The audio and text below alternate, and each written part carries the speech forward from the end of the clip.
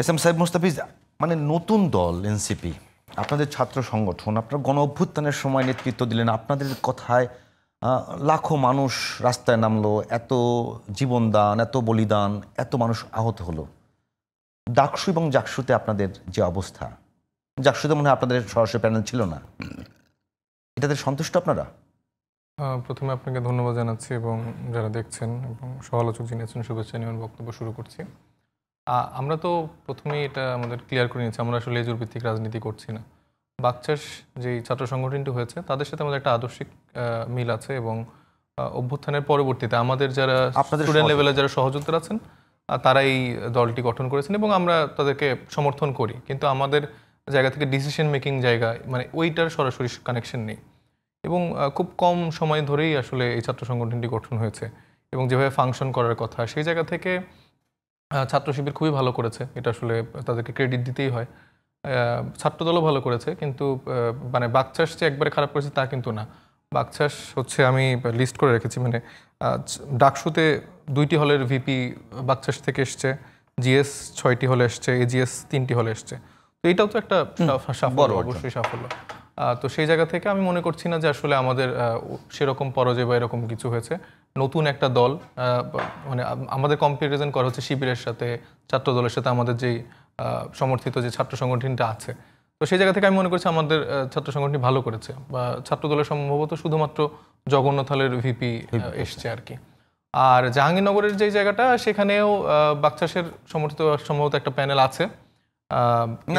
আপনার স্বতন্ত্র প্রার্থী যেহেতু যে ভিপি হয়েছে যেহেতু আমাদের বাকচাষে ছিল, তো সেই জায়গা থেকে তো আমি এটাও একটা সাফল্য দেখছি। মানে আর ভাই যেটা বললো যে শিবিরের জায়গাটা, তার আসলে অনেকদিন ধরে ফাংশন করছে, যেখানে আসলে অন্য কোনো ছাত্র সংগঠন ওইভাবে ফাংশন করতে পারেনি। বা কাদের বা উমামা এই নামগুলো যেগুলো আসছে, তারা দেখা যাচ্ছে হলগুলোতে ফাইট করেছে সামনে থেকে, কিন্তু আবার দেখেছে হল থেকে চলেও যেতে হয়েছে।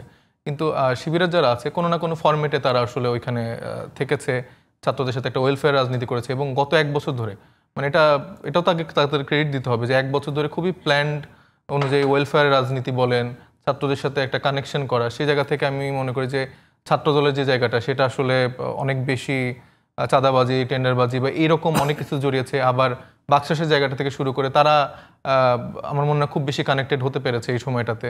তাদেরও কিছু কিছু দুর্নীতির অভিযোগ পাওয়া গেছে, তাদেরও কিছু ল্যাকিংয়ের জায়গা এসছে।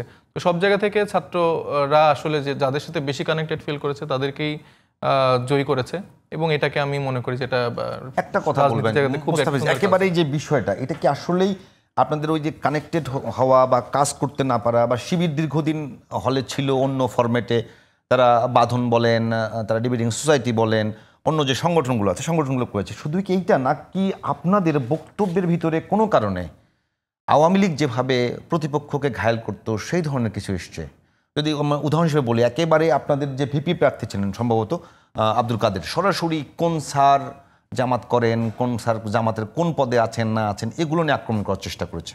এটা কি আসলে ছাত্র সংসদে আক্রমণের জায়গা? এই জায়গাতে কোনো বড় ধরনের ব্যত্যয় হয়েছে কিনা? হ্যাঁ, এটাও একটা কারণ অবশ্যই মনে করি যে বিগত 17 বছর ধরে যে ট্যাগিংয়ের রাজনীতি হয়েছে সেটা আসলে পাবলিক পারসেপশনে বা ছাত্র আসলে ওইভাবে ওয়েলকাম করেনি। ট্যাগিং দেওয়া যে শিবির বা রাজাকার, এটাকে আসলে আমার মনে হয় না এখনকার মানুষজন ওইভাবে অ্যাকসেপ্ট করে। তারা আসলে বর্তমানের ক্যারেক্টারটা কীরকম, সে আসলে কি দিতে চাচ্ছে, মানে আমি আপনার সাথে দোষারোপের রাজনীতি না করে বরঞ্চ আমি শিক্ষার্থীদের জন্য কি করব বা আমি জনগণের জন্য কি করব, সেটা আমার মনে হয় যে তারা বেশি শুনতে চাইছে। যেই জায়গা থেকে আমার মনে হয় যে আব্দুল কাদের কিছুটা পিছিয়ে গেছে।